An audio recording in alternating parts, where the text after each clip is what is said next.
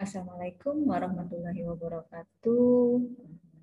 Kita berjumpa lagi untuk mata kuliah analisa dan perancangan sistem informasi. Kita masuk ke materi yang berikutnya. Sebelum kita lanjutkan, saya mau menegaskan jangan lupa untuk tetap menjaga prokesnya ya, karena Bangka Belitung sekarang sudah memasuki 5 besar ya. 5 besar urutan untuk perkembangan COVID-nya. Jadi kalau bisa ya stay at home, jangan kemana-mana. Kalaupun mau keluar ya jangan lupa prokesnya digunakan. Baiklah, kita lanjut ke materi yang berikutnya yaitu siklus hidup pengembangan sistem atau biasanya yang dinamakan dengan SDLC. Nah, biasanya untuk mengembangkan sebuah sistem, biasanya ada yang namanya siklus hidupnya. Jadi biasanya ini yang paling sering digunakan di dalam metodologi pengembangan sistem informasi. Nah, di dalam SDLC itu sendiri, ya, dia terbagi menjadi 4 bagian ya di dalam pengembangan sistemnya. Yang pertama itu ada yang namanya planning, kemudian yang kedua itu ada yang namanya analisis, kemudian yang berikutnya ada yang namanya design, dan yang terakhir itu ada yang namanya implementation. Nah, sekarang kita lihat tahapan-tahapan yang terdapat di SDLC. Kita lihat tahapan yang pertama, ya, itu ada yang namanya planning atau perencanaan sistem. Nah, di dalam tahap perencanaan sistem itu terdapat tiga hal yang harus dilakukan atau 3 hal yang terdapat di dalam sistem planning atau perencanaan sistem. Biasanya perencanaan sistem itu dibuat karena adanya permintaan ya, permintaan untuk melakukan studi lah ya terhadap sebuah sistem. Studi tersebut bisa dilihat yang namanya studi kelayakannya, kemudian studi literaturnya dan lain sebagainya. Itu biasanya karena adanya yang namanya permintaan. Kemudian yang berikutnya investigasi awal. Investigasi awal ini biasanya dilakukan setelah adanya permintaan. Nah, di sini biasanya dilihat dulu sistem yang akan dikembangkan itu seperti apa. Nah, kemudian yang berikutnya dilakukan yang namanya studi kelayakan. Apakah di sini yang namanya sistem itu layak untuk dikembangkan atau memang tidak layak atau memang sistem tersebut harus diganti dengan sistem yang baru. Itu yang dinamakan dengan studi kelayakan. Nah, kemudian yang berikutnya, setelah tahap perencanaan sistem, di dalam SDLC, tahap yang berikutnya ada yang namanya analisis sistem atau sistem analisis. Nah, di dalam sistem analisis ini biasanya dilakukan setelah dilakukan yang namanya perencanaan sistem. Nah, jadi setelah ada permintaan, kemudian setelah dilakukan yang namanya studi ya, dan investigasi awal, biasanya di dalam fase analisis sistem ini dilakukan yang namanya tahapan untuk mendefinisikan kembali masalah. Jadi biasanya dari investigasi awal tadi sudah ketahuan masalah apa yang terjadi, dia layak dikembangkan atau tidak. Nah, biasanya di analisis sistem, biasanya dia akan mendefinisi ulang ya, masalah-masalah yang terjadi di dalam sistem yang akan dikembangkan. Nah, kemudian yang berikutnya, setelah mendefinisikan masalah, biasanya dia memahami sistem, ya, bagaimana prosesnya, kemudian seperti apa prosedurnya, kemudian yang berikutnya apa saja sistem yang terkait, kemudian siapa saja yang terkait dengan sistem yang akan dikembangkan. Nah, kemudian yang berikutnya adalah menentukan kebutuhan-kebutuhan pemakai. Biasanya di dalam analisis sistem, kita harus melibatkan yang namanya user yang menggunakan sistem. Karena biasanya yang memahami sistem yang akan dikembangkan itu adalah user atau yang menggunakan sistemnya. Karena biasanya mereka yang berhadapan dengan pelanggan ya atau dengan konsumen ya di dalam mengimplementasikan sistem yang ada di dalam perusahaan atau instansi tersebut. Nah, kemudian yang berikutnya, biasanya di dalam analisis sistem, biasanya juga sudah menentukan model. Ya. Jadi kita sudah memilih nanti model apa yang akan digunakan untuk mengembangkan sistem yang baru. Nah, biasanya untuk model itu banyak sekali model. Contoh kecilnya itu ada yang namanya model untuk model FAST, model RAD, atau waterfall, itu yang paling lama. Ya, ibaratnya waterfall itu walaupun dia sudah 40 tahunan ya, atau sudah jadul, tapi masih sering digunakan sebagai model untuk mengembangkan sebuah sistem. Nah, kemudian yang berikutnya, setelah kita menganalisis sistemnya, fase yang berikutnya itu ada yang namanya desain sistem. Ya. Nah, pada saat desain sistem ini, setelah kita menentukan model apa yang akan digunakan, ya, biasanya kita mengimplementasikan tahapan-tahapan yang ada di model, ya, itu untuk mendesain sistemnya. Kemudian selain model, biasanya di dalam desain sistem kita juga sudah menggunakan yang namanya metode, ya. Metode yang digunakan untuk mengembangkan desain sistem itu sendiri.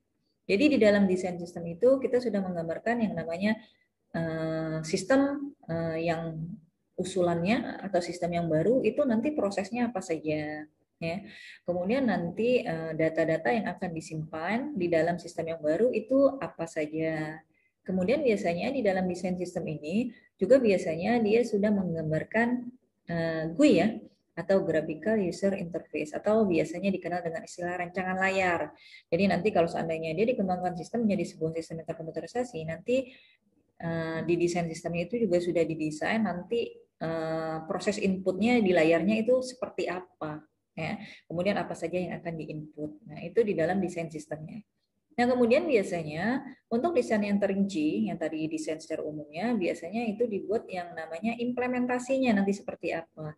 Jadi kadang-kadang kalau kita melihat dengan menggunakan metode yang terstruktur, itu sudah bentuk yang namanya pseudocode bagan terstruktur ya, bagan terstruktur atau biasanya disebut dengan pseudocode. Nah, tapi pada saat dia menggunakan metode yang berorientasi objek, biasanya desain terinci atau desain khusus ini biasanya dia menggunakan yang namanya sequence diagram. Jadi implementasi dari desainnya itu nanti seperti apa. Nah, kemudian fase yang berikutnya setelah fase desain sistem, ada yang namanya implementasi sistem. Jadi setelah didesain, bagaimana nanti bentuk tampilannya, ya, yang di layar itu seperti apa. Kemudian nanti bagaimana apa saja yang akan diinput oleh usernya, kemudian prosesnya apa saja. Nah, yang berikutnya itu diimplementasi, desainnya itu diimplementasi. Ya. Jadi di dalam tahapan implementasi itu yang pertama itu ada yang namanya pembangunan sistem. Yang pembangunan sistem ini biasanya dia berupa pengkodingan, ya, pengkodingan sistem yang sudah didesain. Nah, kemudian biasanya setelah sistem dikoding, kemudian biasanya dia akan dilakukan yang namanya pengetesan atau testing. Biasanya kebanyakan itu testingnya ini menggunakan yang namanya teknik black box. Ya. Jadi di situ apakah testing ini berfungsi ya untuk melihat apakah sistem yang sudah dibuat atau sistem yang sudah dikoding tadi, sistem yang sudah dibangun tadi, dia sudah sesuai jalannya ya dengan desain sistemnya. Jadi kalau memang seandainya dites ternyata masih terdapat sesuatu yang nggak benar, maka sistemnya akan dibangun, dibikin atau dibuat pembangunan sistem lagi.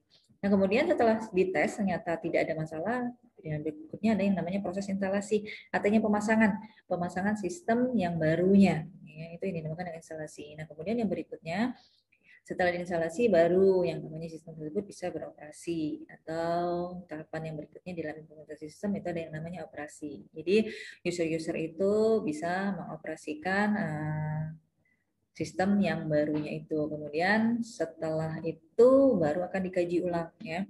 Apakah pada saat dioperasikan sistem yang barunya itu dia masih terdapat kekurangan atau kelebihan. Nah, salah satu ke, ke, ke apa? Kelebihan ya di dalam sistem SDLC itu biasanya dia per tahap itu ada yang namanya sistem daur ulang ya. Jadi kalau memang seandainya di satu fase ternyata ada sesuatu yang tidak pas atau ada sesuatu yang tidak sesuai ya, misalnya di fase desain ternyata desainnya itu ada yang tidak pas atau ada yang kurang, berarti dia bermasalah di analisis sistemnya ya. Nah, berarti nanti sebelum lanjut ke fase implementasi sistemnya biasanya dia akan balik lagi Ya, balik lagi ke fase analisis sistemnya. Ya, jadi di fase analisisnya akan dikaji ulang lagi, dilakukan lagi tahapan-tahapan yang terdapat di dalam fase analisis sistemnya. Ya, kemudian setelah dilakukan lagi fase analisisnya, baru dilanjutkan lagi ke desain sistemnya. Kalau memang dia sudah sesuai, baru diimplementasikan. Ternyata pada saat diimplementasikan pun ternyata ada yang nggak benar atau ada yang kurang sesuai, maka dia balik lagi ke fase desain sistemnya. Dia akan dilakukan lagi tahapan-tahapan yang ada di desain sistemnya, baru lanjut lagi ke implementasi sistemnya. Nah, kemudian fase yang terakhir ya, itu ada yang namanya perawatan sistem. Biasanya setelah diimplementasi sistemnya, sistem juga harus dirawat ya. Jadi kadang-kadang kalau sistem tidak dirawat, biasanya dia akan mengalami permasalahan-permasalahan. Jadi sistem yang sudah diimplementasikan pun dia harus dirawat atau maintenance istilahnya. Itu siklus hidup pengembangan sistem atau biasanya yang dikenal dengan istilah SDLC atau System Development Life Cycle. Nah, kemudian yang berikutnya ya, kita lanjut lagi, mungkin ini tidak jauh berbeda ya dengan fase yang sudah saya jelaskan tadi di dalam SDLC-nya. Nah, sekarang kita langsung masuk ke dalam metode ya. Jadi metode itu biasanya ada yang namanya metode terstruktur ya, dan itu sudah jarang ya digunakan karena mungkin gambarnya agak terlalu banyak dan mungkin gambarnya mungkin agak terlalu tidak simpel lah ya, seperti itulah ya. Nah, sekarang yang paling banyak digunakan itu ada yang namanya OOAD ya. Jadi analisis dan desain berbasis objek. Nah, ini salah satu metode ya yang sekarang untuk pengembangan sistem itu yang paling banyak digunakan. Karena apa? Karena biasanya penggambarannya ya, penggambaran dari sebuah sistemnya itu biasanya dia lebih simpel ya, kemudian dia biasanya lebih mudah untuk dipahami. Itu ada yang namanya metode OOAD. Nah, kemudian di dalam metode OOAD ya, biasanya untuk analisis dan desainnya ya, dia biasanya dari objek yang dikumpulkan. Artinya objek yang terlibat dengan sistem tersebut nanti dilihat dulu, dianalisa dulu, ya, kemudian nanti dia akan didesain objek apa saja yang terlibat, kemudian siapa saja objeknya, nah kemudian nanti dia akan dikumpulkan. Setelah dia dikumpulkan, biasanya dia akan digambarkan menjadi kelas ya di dalam OOAD-nya.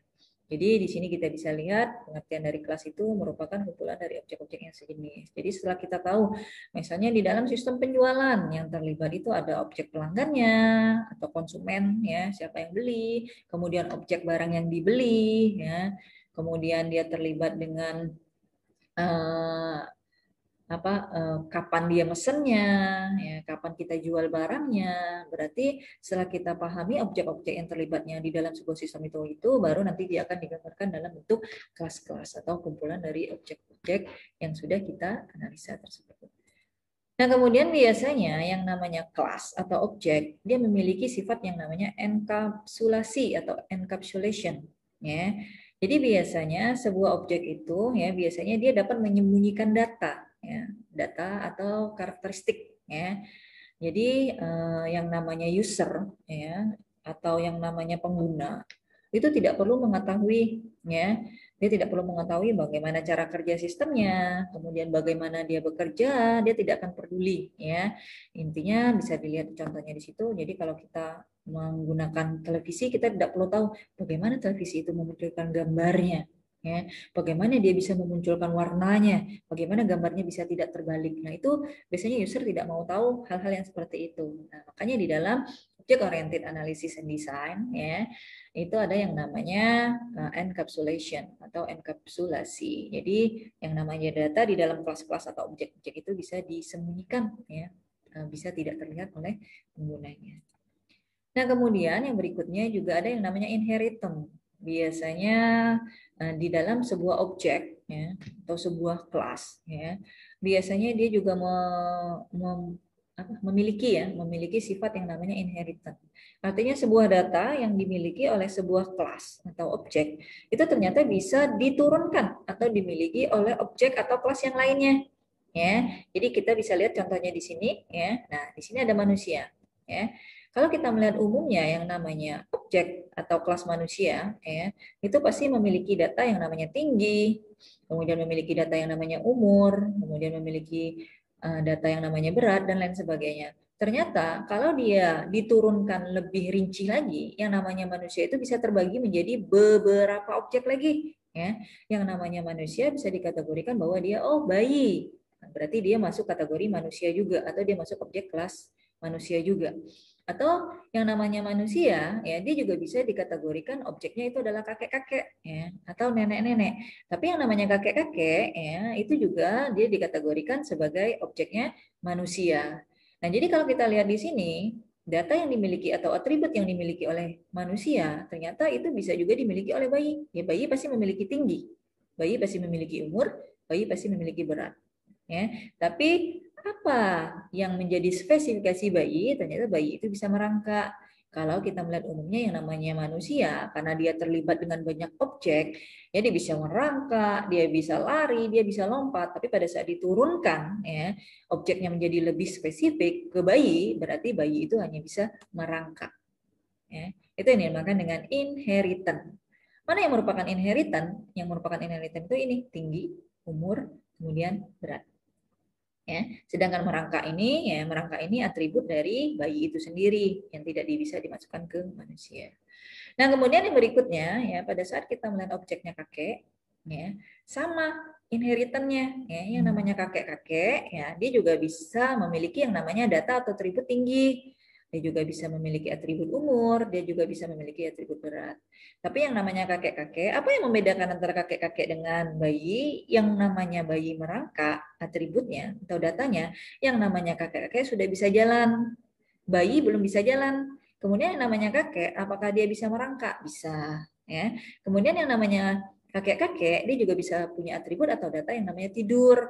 Ya, kemudian dia juga punya atribut yang namanya mandi. Ya, itu yang dinamakan dengan inheritance. Jadi satu objek secara umum, ya, apabila diturunkan ke objek yang lebih khusus atau spesial, ya, apa yang ada di umum itu atribut atau datanya itu bisa diturunkan ke spesialnya pada saat dia diturunkan. Ya, itu dinamakan dengan inheritance. Ya. Nah, kemudian yang berikutnya kita melihat ternyata sebuah kelas atau objek itu juga memiliki yang namanya sifat polimorfosim. Ya, jadi polimorfosim itu kita bisa melihat di sini contohnya objek mobil. Ya, kalau kita melihat yang namanya bus dan truk itu sama-sama objeknya mobil. Tapi ternyata kalau kita lihat lebih detail lagi, yang namanya minibus dan truk itu dia juga memiliki perbedaan. Contoh kecilnya, ya kita bisa melihat di sini suara truk lebih keras dari minibus. Ya, nah ini tidak jauh berbeda seperti pada saat kita melihat merangkak ya, merangkak dan berjalan antara bayi dan kakek tadi. Ya, nah jadi kalau kita melihat metodenya sama atau tidak jauh berbeda, tapi pada saat dia diimplementasikan ke algoritmanya, dia berbeda dari objek induknya. Jadi yang namanya bayi dan kakek tadi berbeda dengan yang namanya objek mahasiswanya. Jadi kalau kita melihat minibus dan truk itu berbeda dengan objek mobilnya. Nah ini yang dinamakan dengan polimorfosim. Ya, artinya di sini pembatasan ya, pembatasan antara objek-objek yang awalnya objeknya itu adalah objek yang sama. Nah, kemudian yang berikutnya untuk menggambarkan yang namanya metode ya, object oriented analysis design, biasanya dia menggunakan tools ya. Tools itu biasanya dia menggunakan tools yang namanya UML atau Unified Modeling Language. Nah, UML ini berisikan ya, jadi gambar-gambar atau diagram-diagram yang digunakan untuk menggambarkan pengembangan sistem. Ya, jadi diagram-diagramnya yang terdapat di dalam OOAD itu biasanya menggunakan yang namanya tools UML. Ya, jadi OOAD itu adalah metodenya, tapi toolsnya itu adalah UML. Jadi berbeda antara metode dan tools ya. Itu tolong dipahami. Jadi pada saat yang ada yang bertanya, apa metode yang kamu gunakan di dalam mengembangkan sebuah sistem? Oh, object oriented analysis design. Oh, kamu menggunakan tools apa? Ya, nah toolsnya baru dijawab. Itu ada yang namanya Unified Modeling Language atau istilahnya UML. Jadi UML ini sudah diagram-diagram nanti akan diimplementasikan dalam metode object oriented design-nya. Nah, apa saja diagram yang terdapat di dalam tools UML? Itu ada 13 ternyata, 13 diagram. Ya. Yang pertama itu ada yang namanya struktur diagram, yang terdiri dari diagram kelas diagram, sampai ke package diagram. Ya. Kemudian ada yang namanya behavior diagram, itu yang terdiri dari diagram use case sama state machine ya, diagram. Kemudian ada yang namanya interaction diagram, mulai dari communication sampai timing. Nah, semua diagram-diagram ini nanti kita akan bahas secara satu persatu ya pada slide-slide yang berikutnya. Jadi mungkin di sini saya tidak akan menjelaskan terlebih dahulu ya. Nah, misalnya kelas diagram itu apa? Oh, misalnya kemudian package diagram itu apa? Komponen itu apa? Nanti akan ada slide ya yang menjelaskan sendiri ya masing-masing diagram yang terdapat di dalam UML ini ya. Nah, kemudian yang berikutnya nanti ya pada minggu berikutnya kita akan membahas yang namanya diagram yang pertama di dalam UML yang terdapat di dalam metode object oriented itu ada yang namanya activity diagram. Nanti bagaimana cara penggambarannya, kemudian dari mana kita mendapatkan activity diagramnya, ya itu saya akan jelaskan pada pertemuan yang berikutnya. Ya. Nah jadi untuk pertemuan berikutnya silakan kalian cari, kemudian kalian install software yang namanya Rational Rose atau yang namanya Astah ya. Itu untuk menggambarkan diagram-diagram UML-nya ya. Kemudian ada Rational Rose, ada Astah, kemudian satunya lagi itu aduh saya lupa, nanti saya share di grup ya. Jadi kalian bisa milih, tapi nanti saya anjurkan mana yang sebaiknya digunakan ya. Nanti saya akan lanjut lagi share di grup ya WhatsApp-nya. Nanti silakan dibaca, kemudian silakan dipilih, tapi nanti saya akan jelaskan mana software lah ya yang akan saya gunakan untuk menggambarkan tools-tools UML-nya ya. Baiklah, untuk pertemuan kali ini saya cukupkan sampai di sini. Kita ketemu lagi minggu depan, mungkin kita akan online dengan Zoom ya. Jadi silakan dipersiapkan apa yang sudah saya instruksikan minggu ini. Saya tutup dulu pertemuan kali ini. Wabillahi taufiq wal hidayah. Wassalamualaikum warahmatullahi wabarakatuh. Salam budi luhur. Jangan lupa tetap menjaga prokes. Jangan abai dan kalau bisa tetap di rumah, tidak perlu keluar.